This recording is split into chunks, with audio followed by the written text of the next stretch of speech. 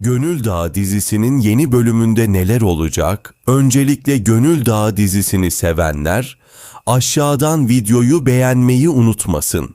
Şimdi yeni bölüm analizine başlayalım arkadaşlar.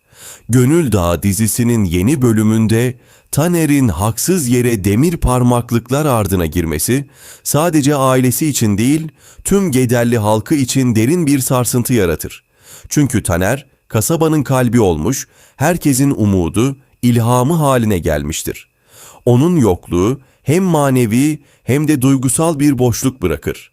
Kaya ailesi, Selma, Ramazan, Asuman ve tüm yakın çevresi Taner'in masumiyetini kanıtlamak için ellerinden geleni yaparken yaşadıkları her an büyük bir sınav haline gelir. Artık mesele sadece Taner'i kurtarmak değil, adaleti gerçekten yerli yerine oturtabilmektir. Öte yandan Süleyman'ın iç dünyasında da büyük bir çalkantı başlar. Oğlunun kötülüklerine göz yummanın bedelini fark eden Süleyman, yıllardır bastırdığı vicdanıyla yüzleşir. Taner için tuttuğu avukatla birlikte adım adım gerçeğe ulaşmaya çalışırken, kendi oğlu Taylan'ın nasıl bir karanlığın içine düştüğünü görür. Taylan'ın yaşadığı felaketler aslında kendi hatalarının yansımasıdır. Oğlunu kurtarmakla Taner'e adalet sağlamak arasında gidip gelen Süleyman, sonunda hangi yolu seçeceğini kalbiyle belirleyecektir. Taylan cephesinde ise durum giderek daha da karanlık bir hale gelir. Karısının çocukları alıp gitmesi, onun içinde kalan son kırıntı vicdanı da sarsar. İntikamla başlayan bu yolculuk, Taylan'ı kendi sonuna doğru sürükler. İçinde büyüyen nefret artık onu tüketmeye başlar. Kasaba halkı, onun işlediği oyunların ortaya çıkmasıyla birlikte Taylan'a sırtını döner. Herkesin nefret ettiği bu adam bir köşede yalnız kalır. Ancak yalnızlık bazen insanın kendini bulduğu yerdir. Taylan belki de ilk defa yaptığı yanlışlarla yüzleşecek, her şeyi kaybetmenin ne demek olduğunu anlayacaktır. Bu sırada Taner, cezaevinde bile durmaksızın üretmeye devam eder. Onun için iyilik yapmak yaşamanın bir parçasıdır. Mahkumların çaresizliğini görünce onlara umut olacak bir şeyler yapma isteğiyle yanıp tutuşur. Atıl durumda olan bir alanı yeniden düzenler, orada üretim yapabilecek bir düzen kurar. Bu girişim sadece cezaevindeki insanlara değil, dışarıda onu bekleyen ailesine de umut olur. Çünkü Taner'in içindeki ışık hiçbir duvarla kapatılamaz. O, bulunduğu her yerde insanlara dokunmayı başarır. Onun bu çabası hem hapishanedeki mahkumların hayatını değiştirir, hem de dışarıda adalet için savaşan ailesine güç verir. Kasabada ise olaylar bir başka yönde gelişir. Taner'e yapılan haksızlık yüzünden halk öfkelidir. Ancak öfkenin en büyük hedefi Çetin olur. Kardeşinin yanında yer almayan, hatta dolaylı yoldan bu oyunun bir parçası haline gelen Çetin, herkesin gözünde artık güvenilmez biridir. Kasabalılar onu adeta linç etmek ister, sokak sokak peşine düşerler. Çetin'in kaçışı sırasında yaşadığı korku ve vicdan azabı, iç dünyasında büyük bir değişimin kapısını aralar. Gederli'nin samimi insanları, onun kalbindeki karanlığı yavaş yavaş eritmeye başlamıştır. Tam her şeyin bittiğini sandığı anda biri elini uzatır. Bu kişi, Çetin'in dünyasında yepyeni bir umut olur. Belki de ilk kez biri ona koşulsuzca güvenmiştir. Bu güven, Çetin'in hayatında büyük bir kırılma yaratır. Geçmişte yaptığı hatalarla yüzleşmeye, kardeşinin yanında duramamanın pişmanlığını yaşamaya başlar. Artık o da bir yol ayrımındadır.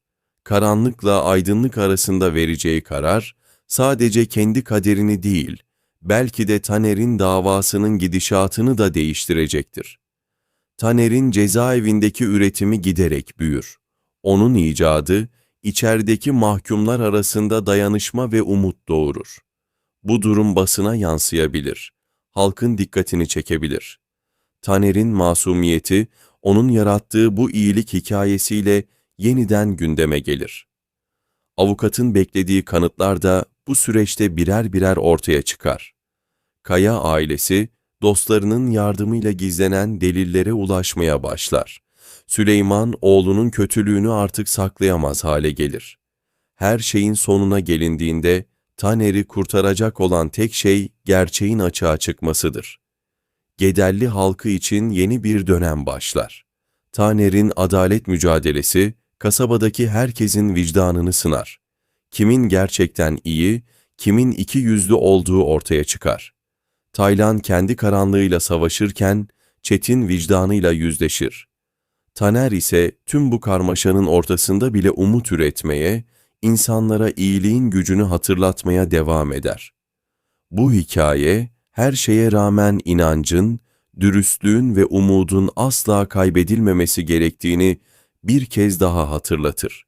Çünkü Taner, nerede olursa olsun, ışığıyla çevresini aydınlatmayı başarır. Kasabalının yüzünü güldürmek için yıllarca uğraşan, icatlarıyla herkese umut ve kolaylık getiren Taner, bu kez büyük bir iftiranın kurbanı olur. Üzerine atılan suç nedeniyle demir parmaklıklar ardına giren Taner, hem ailesini hem de dostlarını derinden sarsar. Bu iftiranın arkasında ise Süleyman'ın kindar oğlu Taylan ve iki yüzlü kızı Leyla vardır. Planları tıkır tıkır işlemiş, Taner'i suçsuz yere cezaevine göndermişlerdir. Taner'in kurtulması için Selma ve Kaya ailesi seferber olur. Hatta Süleyman bile vicdanının sesini dinleyip Taner için devreye girer. Onu savunacak güçlü bir avukat tutar. Ancak avukat, Taner'in kurtuluşunun bazı kanıtlara bağlı olduğunu söyler. Artık herkes tek bir hedefe kilitlenmiştir. Taner'in masumiyetini ispatlamak. Kaya ailesi ve Taner'in can dostları bu kanıtlara ulaşmak için zamanla yarışır. Bu sırada Taylan'ın hayatı da altüst olur. Taner'e tuzak kurarken yaralanan Taylan, hastanede yatarken karısından aldığı telefonla ikinci darbeyi yer. Eşi boşanma davasına katılmadığı için çocukların velayetini alacağını, Taylan'a bir daha yüzlerini göstermeyeceğini söyler. Kadın bu konuda Süleyman'dan da tanıklık ister. İntikamla gözü dönmüş Taylan, artık hem ailesini hem de kendi vicdanını kaybetme noktasına gelir. Köşeye sıkışan Taylan'ı bekleyen tehlike büyüktür. Taner ise hapishanede bile umudunu ve üretme isteğini kaybetmez. Mahkumların çalışabileceği atıl bir alanı fark eder ve burayı yeniden canlandırmaya karar verir. Taner, bu kez içerideki bir mahkuma el uzatacak, onun hayatını değiştirecek bir icada imza atacaktır. Her zamanki gibi nerede olursa olsun, insanlığa hizmet etmeyi sürdürür. Evet arkadaşlar, analizin sonuna geldik. Kanalımıza abone olmayı unutmayın.